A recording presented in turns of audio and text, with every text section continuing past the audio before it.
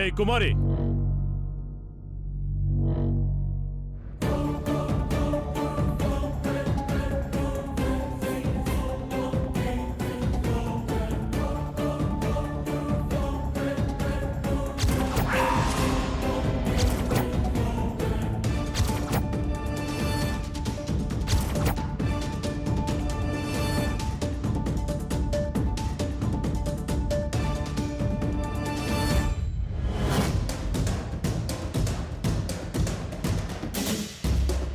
ఎంత ధైర్యమే నీకు?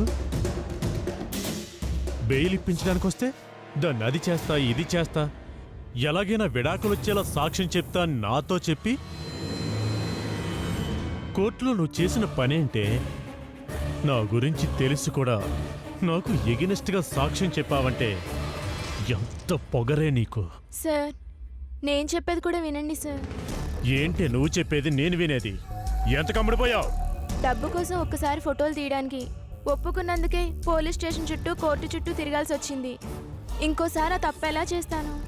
నోర్మి, ఏంటి పెద్ద అమాయకురాల్లా మాట్లాడుతున్నావు? మందులేసుకునే అమ్మకు మాయరోగం వచ్చిందని, మందేసి నీ అబ్బకు లివర్ పాడైందని, చూడలేని తమ్ముడికి చూపు కోసం ఆపరేషన్ చేయించాలని, చూసుకొని అన్నను దున్నపోతు పొడిచిందని రకరకాల కారణాలు చెప్పి నా దగ్గర వేలకు వేలు దోచేసావు కదే. అప్పుడంత లాగి ఇప్పుడంత మోసం చేస్తావా? ఆఖరికి నీకు బెయిలిచ్చే దిక్కు కూడా లేకపోతే నేనే కదా నిన్ను విడిపించాను. అలాంటి నాకు ఇంత ద్రోహం చేస్తావా? ఎందుకు చేశావు చెప్పు. నిన్నే ఎందుకు చేసావు చెప్పు.